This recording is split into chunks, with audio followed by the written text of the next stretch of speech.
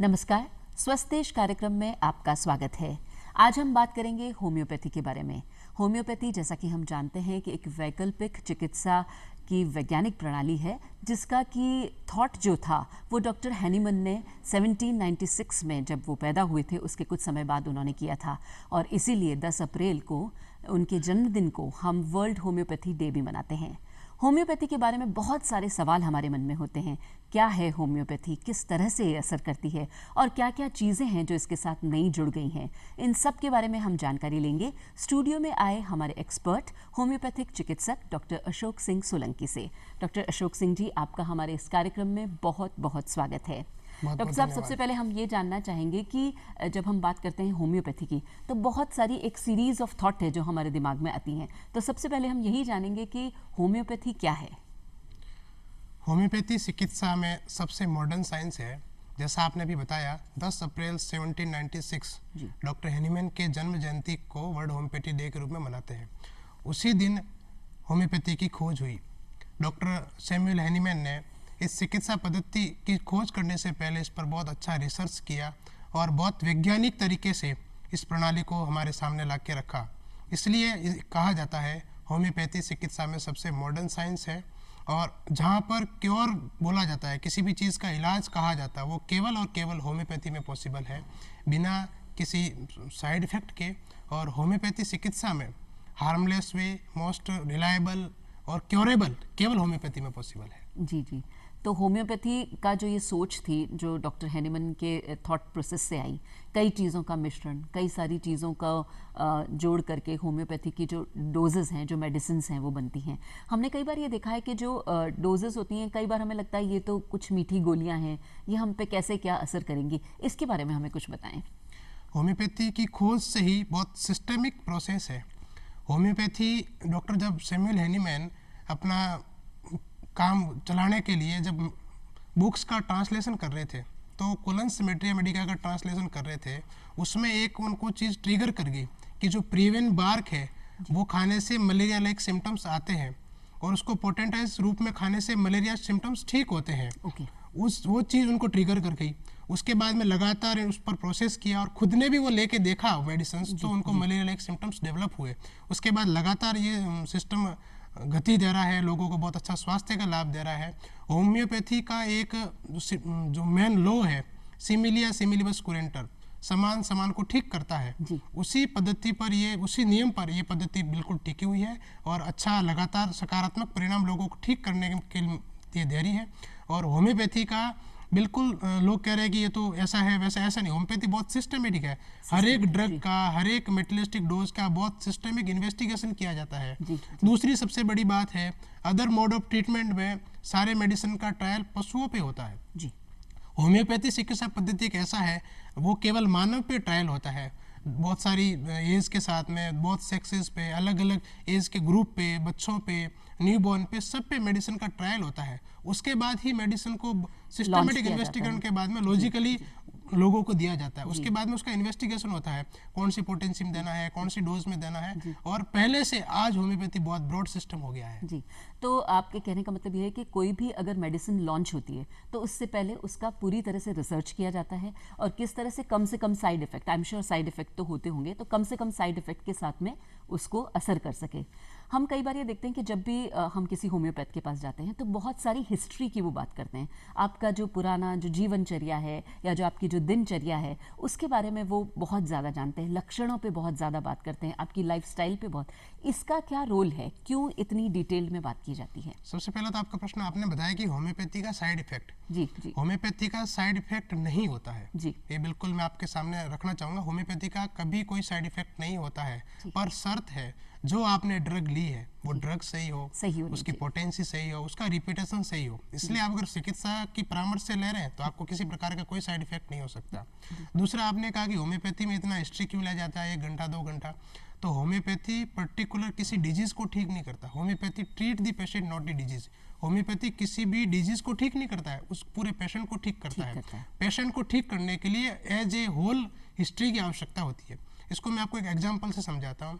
आज अगर कोई पेड़ सूख रहा है जी, तो पेड़ सूख रहा है तो पेड़ के पत्ते पे पानी डालने से पेड़ कभी हरा नहीं होगा। बिल्कुल सही जब तक अपन जड़ में पानी नहीं देंगे, जड़ में पानी देंगे तो पेड़ का तना भी ठीक होगा, उसकी फूल भी ठीक होगी, उस पर आने वाले बीज भी ठीक होंगे। इसलिए अकॉर्डिंग टू हिस्ट्री, पूरे पेशेंट की हिस्ट्री लेकर उसको टोटलिटी ऑफ सिम्टम्स पे जो सिम्टम्स आए हैं, जो क्वालिटी सिम्टम्स आए उसको सम करके टोटलिटी करके उसके जो पेशेंट की अप्रोप्रिएट मेडिसिन आ रही है, अप्रोप्रिएट डोज आ रहा है, वो सिलेक्टेड मेडिसिन देंगे तो पेशेंट एज ए होल ठीक होगा। इसलिए होम्योपैथी में इतनी हिस्ट्री की जरूरत होती है और एक एक सिम्टम्स बहुत इंपॉर्टेंट होता है। इसलिए जब भी आप होम्योपैथी डॉक्टर के पास में जाएं, बिल्कुल सारी अपनी हिस्ट्री बताएं, तभी आप बिल्कुल ठीक हो सकते हैं। एकदम सही सही आपके जो सिचुएशन है उसको आपको कहना है, तभी आपकी एक प्रॉपर वो मिलेगी आपको डोज। ऐसा हमने कई बार देखा कि होम्योपैथी में जब हम बात करते हैं कि अगर ओवर द काउंटर जाके कई लोग दवाई ले लेते हैं, जैसा कि आपने कहा कि साइड इफेक्ट नहीं होते, मगर अगर हम हमारे डिस्क्रिप्शन पे ओवर द काउंटर जाके दवाइयाँ ले लेंगे, मेडिसिन ले लेंगे, तो हो सकता है कि कितनी पोटेंसी में क्या लेना चाहिए था उसको नहीं लिया, कम ले लिया, ज़्यादा ले लिया, कभी उसका असर नहीं हुआ, कभी उसका कोई साइड इफेक्ट हो गया। तो मेरे ख्याल से कितना ज़रूरी है कि ओवर द काउंटर ड्रग न ली जाए होम्योपैथी में। देखो, बाकी सिस्टम में भी डॉक्टर की परामर्श से दवाई ली जाती है, तो होम्योपैथी भी एक मेडिकल ट्रीटमेंट का साइंस है। यहाँ पर भी आपको डॉक्टर की परामर्श से ही दवाई लेनी चाहिए, क्योंकि पहले से अब होम्योपैथी बहुत ब्रॉड हो गया है, बहुत बड़ा सिस्टम हो गया है। तो यहाँ पर आप चिकित्सक की परामर्श से दवाई लेंगे तभी आपको फायदा होगा। आपने मार्केट में देखा कि ये दवाई इसमें काम करिए, अपने हिसाब से लें, तो वो आपके लिए कई बार बहुत नुकसानदायक होती है। कई बार हम होम्योपैथिक स्टोर पे भी चले जाते हैं, वहाँ देखते हैं कई चीज़ों के एडवर्टीजमेंट होते हैं, उसके हिसाब से उसको उठा लेते हैं। ऐसा भी कई बार ऐसा किया बिल्कुल जाता नहीं करना चाहिए। मेरी बिल्कुल सीधी राय है, आप किसी भी होम्योपैथी डॉक्टर से परामर्श करके दवाई लें, हिस्ट्री बता के दवाई लें, क्योंकि होम्योपैथी में बुखार की 1000 दवाई है, सिर दर्द की 1000 दवाई है, पर्टिकुलर किसी चीज़ की होम्योपैथी में दवाई नहीं है। अकॉर्डिंग टू सिम्टम ही दवाई लेंगे जब आप ठीक होंगे। ऐसे नहीं कि बुखार हो रहा है, बाकी सिस्टम में होता है कि बुखार की ये दवाई है, दर्द की दवाई, ऐसा होम्योपैथी में नहीं होता। दर्द भी अलग अलग प्रकार का होता है, उसका कैरेक्टर क्या है, उसका लोकेशन क्या है, उसकी मॉडलिटीज़ क्या है, दर्द में आपको नेचुरली क्या करने से आराम आता है और क्या करने से ठीक होता है, उसके अकॉर्डिंग दवाई का चयन होता है। इसलिए डॉक्टर की परामर्श से दवाई लेना चाहिए। तो एज सेंट्रिक और जेंडर सेंट्रिक और हर चीज़ को ध्यान में रख के ही होम्योपैथी की डोज डिसाइड की जाती है। होम्योपैथी में दवाई का चयन होता है, उसमें बहुत सारे क्राइटेरिया है। Susceptibility of the patient, patient की ससेप्टिबिलिटी कितनी है, उसकी इम्यूनिटी का लेवल क्या है, उसकी एज क्या है, उसको कोई पुरानी मॉर्बिडिटी तो नहीं है, हाइपरटेंशन का पेशेंट तो नहीं है, बीपी का पेशेंट तो नहीं है, डायबिटिक का पेशेंट तो नहीं है, उसको कौन सी डोज देनी है। तो ये सब चीज़ें आप डॉक्टर की परामर्श से लेंगे तो ज़्यादा अच्छा है, तो ही बेहतर होगा।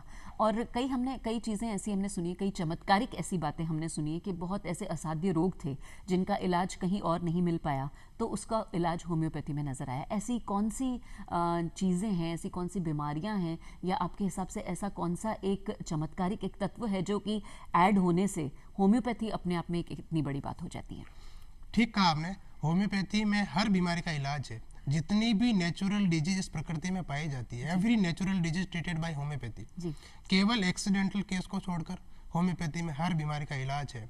और रही बात असाध्य बीमारी, इलाज मैंने आपको शुरुआत में ही कहा कि और केवल होम्योपैथी में है। चाहे वो एलर्जी की आप ले लीजिए, चाहे स्किन एलर्जी ले लीजिए, चाहे अस्थमा ले लीजिए, आप बहुत सारे नए रोग हैं जिनका कहीं इलाज नहीं है, जिंदगी भर गोलियां खानी पड़ती है अदर सिस्टम्स में, लेकिन होम्योपैथी में आप कुछ टाइम तक लेके बिल्कुल ठीक हो सकते हैं। तो असाध्य बीमारियों के लिए तो होम्योपैथी रामबाण है। लेकिन जितनी भी नेचुरल डिजीज है और आजकल लाइफस्टाइल डिजीज है, उसमें भी होम्योपैथी का बहुत अच्छा रिजल्ट है, बहुत सकारात्मक परिणाम सामने मिलते हैं। और कई बार अपन कह सकते हैं कि जो चमत्कार किसी और सिस्टम में नहीं हुआ, लेकिन होम्योपैथी दवाई लेने से हो गया। तो होम्योपैथी में every natural disease homeopathy treated, चाहे सर्दी जुकाम बुखार से लगाकर कोई कैंसर तक का पेशेंट भी है, लेकिन होम्योपैथी में वो दवाई लेने से, मैंने पहले ही कहा, आप चिकित्सक की परामर्श लें, पूरी हिस्ट्री लेके दें और अकॉर्डिंग टू डॉक्टर की गाइडेंस के आप ट्रीटमेंट लेंगे तो आप बिल्कुल ठीक होंगे। इसमें एक चीज़ जो है, जो कई बार हम, जिसकी वजह से कई लोग अपने आप को रोकते हैं, हम सुनते हैं कि लंबा इलाज चलता है, बहुत दिन तक चलता है, दवाई लेनी पड़ती है, कई बार सालों तक किसी एक पर्टिकुलर छोटी डिजीज़ के लिए भी दवाई लेनी पड़ती है। हालांकि वो जड़ से खत्म हो जाती है, पर एक लंबा समय लगता है। इसमें कितनी सच्चाई है? क्या वाकई समय लंबा लगता है, या पेशेंट अपने हिसाब से दवाइयों को ऑल्टर कर देता है तो उसकी वजह से समय लंबा चला जाता है? देखो, होम्योपैथी में ये बिल्कुल गलत है कि होम्योपैथी में लंबा टाइम लगता है। होम्योपैथी में लंबा टाइम थोड़ा सा इसलिए भी लगता है क्योंकि सब सारे सिस्टम में, बाकी सिस्टम में घूमने के बाद लोग अंतिम में होम्योपैथी के पास में आते हैं। अगर आप इनिशियल में आ जाएंगे तो आपको इतना लंबा टाइम नहीं मिलेगा। फिर होम्योपैथी में, जैसे मैंने आपको कहा, केस टेकिंग हिस्ट्री के बाद में ही दवाई का चयन होता है। होम्योपैथी में पेशेंट ठीक नहीं होने के दो कारण हैं। या तो पेशेंट्स प्रॉपर डॉक्टर को सिम्टम्स नहीं बताता है, या डॉक्टर उस सिम्टम्स को अच्छे से अंडरस्टूड करके दवाई नहीं निकाल पाता है जी जी, अपने लेक ऑफ नॉलेज के कारण से। अगर आज मैं भी किसी पेशेंट को ठीक नहीं कर पा रहा तो उसमें दो चीज़ का गैप है, या तो पेशेंट कुछ ढंग से नहीं बता पा रहा है या मैं नहीं समझ पा रहा हूँ। होम्योपैथी में हर बीमारी का इलाज है, तो आप अपने डॉक्टर को सारी चीज़ बताएं, एक एक चीज़ बहुत इंपॉर्टेंट। क्या पता कौन सी चीज़ आप जो छुपा रहे हैं, जो डॉक्टर को नहीं बता रहे हैं, वो आपकी मेडिसिन चयन में, मेडिसिन का सिलेक्शन बहुत इंपॉर्टेंट है। तो ये बिल्कुल गलत है कि होम्योपैथी में टाइम लगता है। अगर आपने बिल्कुल पहले दिन ही सही हिस्ट्री दे दी, पहले दिन ही आपकी मेडिसिन का सही सिलेक्शन हो गया, डोज का सही सिलेक्शन हो गया, तो आपका तुरंत इलाज होगा। क्योंकि होम्योपैथी मेडिसिन ओरल रूट से दी जाती है और अपने बॉडी की सबसे ज़्यादा नर्व टंग पे होती है। मेडिसिन डाला तुरंत एक्शन चालू होता है, पर शर्त है मेडिसिन सही होनी चाहिए, पोटेंसी सही होनी चाहिए। तो ये बिल्कुल गलत है कि होम्योपैथी में थोड़ा सा लंबा टाइम लगता है। हाँ, अगर आप बाकी जगह से थोड़ा सा दवाई लेके थोड़ा होम्योपैथी में आए तो उसको एंटीडोट भी करना पड़ेगा। जो आपकी दवाई चल रही है उसको धीरे धीरे उसका डोज भी कम कराना पड़ेगा, उसके बाद में प्रॉपरली होम्योपैथी दवाई चलेगी, तो उसमें थोड़ा सा टाइम लगता है। बाकी ये गलत है कि होम्योपैथी में टाइम लगता है। तो मतलब गैप आपके हिसाब से गैप जब भी रहेगा, चाहे पेशेंट टू डॉक्टर या डॉक्टर टू पेशेंट, अगर गैप रहेगा तो ही लंबा होगा इलाज, अदरवाइज ये इलाज लंबा नहीं चलेगा उतना। कुछ ऐसे मिथ्स हैं जो हम होम्योपैथी के बारे में सुनते हैं कि अगर आप दवाई ले रहे हैं तो आपको ये चीज़ें नहीं खानी है, खुशबूदार चीज़ें नहीं खानी है, या जैसे प्याज, लहसुन, हींग इनका प्रयोग नहीं करना है। तो उसमें कितना ज़्यादा वो इफ़ेक्ट करता है, या अब कुछ और लेवल पे दवाइयाँ मार्केट में आ गई हैं या अवेलेबल हैं जिससे इन सारी चीज़ों से जिनका असर नहीं होता? बिल्कुल, ये कुछ परहेज होते हैं। जैसे होम्योपैथी दवाई लेने से स्मेल वाली चीज़ है, क्योंकि होम्योपैथी दवाई अधिकतर ओरल रूट से ली जाती है। चाहे और कोई भी स्मेल वाली चीज़ खाएंगे, उसका स्मेल का जो है उसका बहुत लंबे समय तक रहता है, चाहे आप ब्रश कर लें, कुछ भी कर लें। तो इसलिए होम्योपैथी में कहा जाता है कि कच्चा प्याज है, कच्चा लहसुन है, कॉफ़ी आपको नहीं खाना है, अचार नहीं खाना है, आपको हींग नहीं खाना है, आपको इलायची नहीं खाना है। तो ये दवाई आपकी दवाई प्रॉपर वर्क करे, इसलिए है। ये दवाई का परहेज है, आपकी बीमारी का परहेज नहीं है। इसलिए कहा जाता है कि होम्योपैथी में ये जो स्मेल वाली चीज़ें हैं तो कहीं न कहीं दवाई को थोड़ा सा एंटीडोट करती है, क्योंकि इनका लंबे समय तक मुंह में स्मेल वगैरह रहती है, उसके कारण से प्रॉपर मेडिसिन वर्क नहीं कर पाती है। इसलिए इन चीज़ों को हम अवॉइड करने के लिए कहते हैं। तो इसका कारण ये है कि पर ये टाइमिंग होता है। हाँ। कि जब तक आपकी दवाई चल रही है तब तक आप उन चीज़ों को रोक लें और बाद में आप अपना खाना पीना नॉर्मल एज ए नॉर्मल, जब आप ठीक हो जाएंगे, बिल्कुल जब आपको वापस चालू, जब तक आपकी होम्योपैथिक मेडिसिन चलेगी तभी आपको ये परहेज करने के लिए हम कहेंगे। इस बार का जैसे हर साल कोई ना कोई थीम पे वर्ल्ड होम्योपैथिक डे बनता है। इस साल का थीम है people's choice for their wellness. तो इस थीम को लेकर क्या किया जा रहा है, किस तरह से आप लोग काम कर रहे हैं? देखो, होम्योपैथी लगातार जब से ये होम्योपैथी आई, जब से लगातार बहुत अच्छे सकारात्मक परिणाम दिए जा रहे हैं। अभी लास्ट के हम 2 साल देखे हैं तो कोरोना की फर्स्ट वेव और सेकंड वेव में होम्योपैथी ने बहुत अच्छा रोल अपना प्ले किया है लोगों को ठीक करने में, लोगों को प्रिवेंशन करने में। तो इस बार का आयुष मंत्रालय है जो अपना 2014 में एस्टेब्लिश हुआ, उसके अधीन होम्योपैथी आता है। तो हर बार कोई न कोई इस प्रकार की थीम दी जाती है वर्ल्ड होम्योपैथी डे पे। तो इस बार ये थीम है कि हम लोगों को स्वस्थ करने में होम्योपैथी डॉक्टर या होम्योपैथी किस प्रकार की भूमिका अदा कर सकता है। तो इस पर नए नए रिसर्च भी हो रहे हैं और कोरोना के बाद में बिल्कुल लोगों के अंदर होम्योपैथी के प्रति एक बहुत अच्छा सकारात्मक माहौल बढ़ा है, होम्योपैथी के प्रति एक विश्वास बढ़ा है और होम्योपैथी ने सकारात्मक परिणाम दिए हैं। चाहे वो माइल्ड, मॉडरेट इस प्रकार के जो पेशेंट वाले सिम्टम्स थे या प्रिवेंशन में होम्योपैथी ने बहुत अच्छा रोल किया है।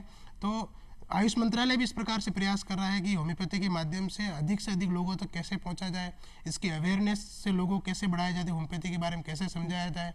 आज भी गांव में होम्योपैथी नहीं है तो उसको वहां तक कैसे ले जाया जाए। इस थीम के माध्यम से इसमें पूरे साल भर प्रोग्राम चलते हैं स्कूल्स में, कॉलेजेस में, गाँव की चौपालों पर, कि होम्योपैथी के बारे में लोगों को बताया जाए, लोगों को ज़्यादा से ज़्यादा अवेयर किया जाए ताकि होम्योपैथी की तरफ लोग और डाइवर्ट हो। और ये आपने बहुत एक इम्पॉर्टेंट बात कही कि सुदूर जो गांव हैं हमारे, वहाँ तक जहाँ नहीं पहुँच पा रहा है सही तरीके से, वहाँ पे भी ऐसे कुछ लोग हों, कुछ ऐसे शॉप्स हों या मे भी कुछ ऐसे क्लिनिक्स हों, होम्योपैथिक क्लिनिक्स, जहाँ पे इसका परामर्श मिल सके और ज़्यादातर लोग जान सकें ज़्यादा से ज़्यादा कि होम्योपैथी से किस तरह से इलाज हो सकता है। जब हम बच्चों की या इन्फेंट्स की बात करते हैं तो कई बार हम सुनते हैं कि एक सेफ डोज है, सो होम्योपैथिक डोज। इस पे आप हमें कुछ बताएं, इन्फेंट्स पे, बच्चों पे किस तरह से होम्योपैथी काम करती है?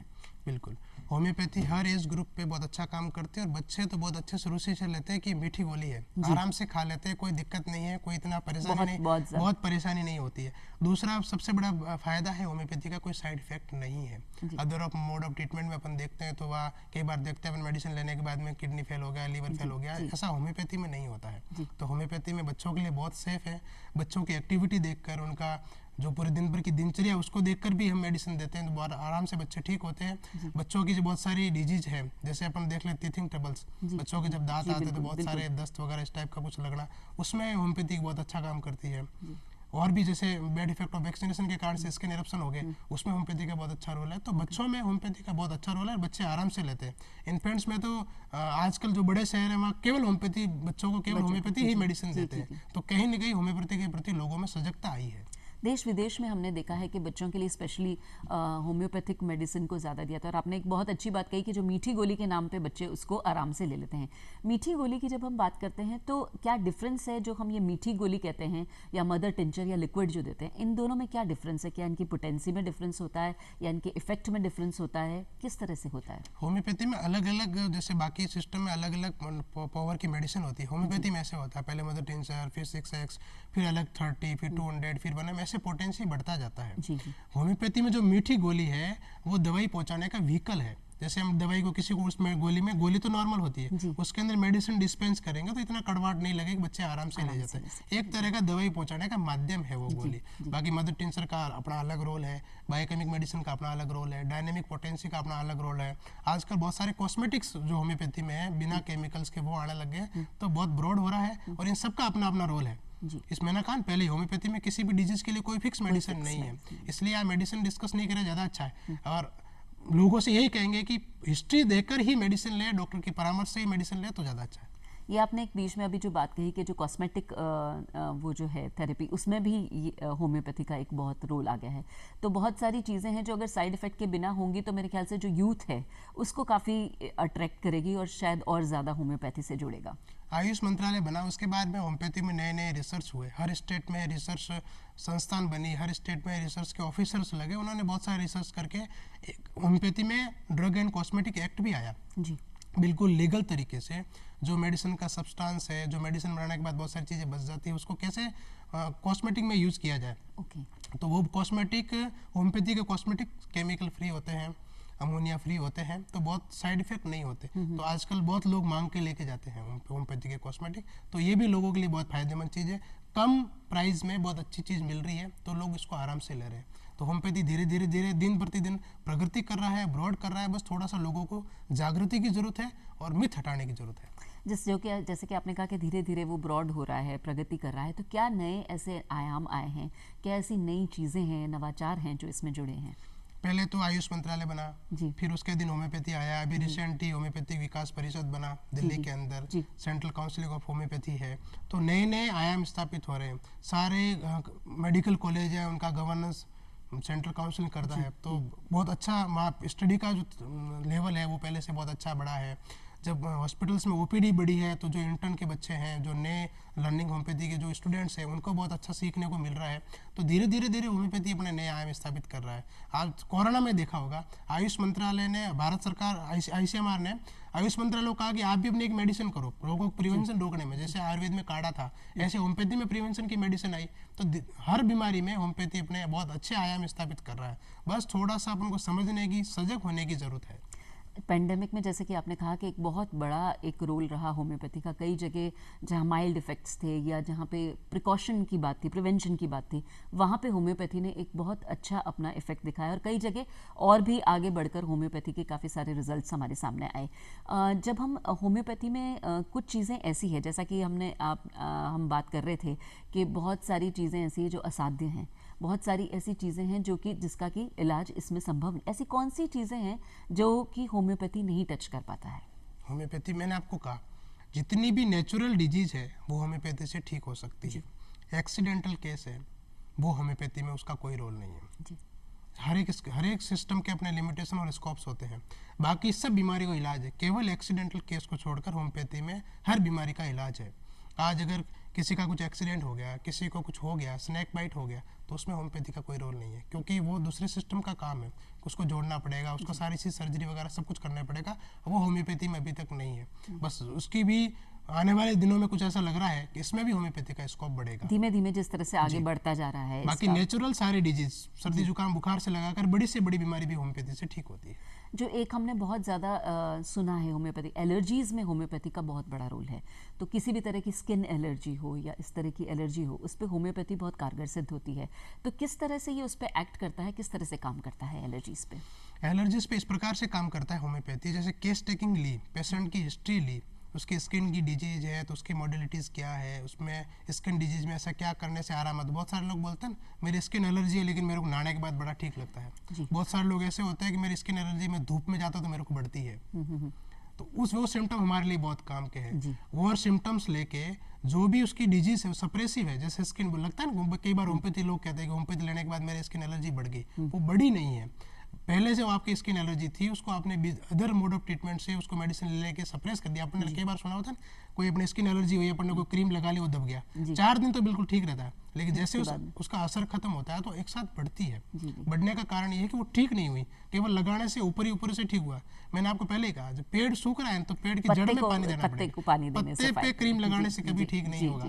तो होम्योपैथी देने के बाद में बहुत कम बार ऐसा होता है कि स्किन एग्रावेशन हो गया मेडिसिन देने के बाद में। एग्रावेशन इसलिए होता है मेडिसिन ने डीप तक जाके काम किया, जो भी अंदर पॉइजन पड़ा है वो सारा बाहर निकलता है, चाहे वो आपके पस के रूप में निकले, चाहे स्किन इरप्शन के रूप में निकले, तो वो धीरे धीरे निकल के अपने आप ठीक होता है।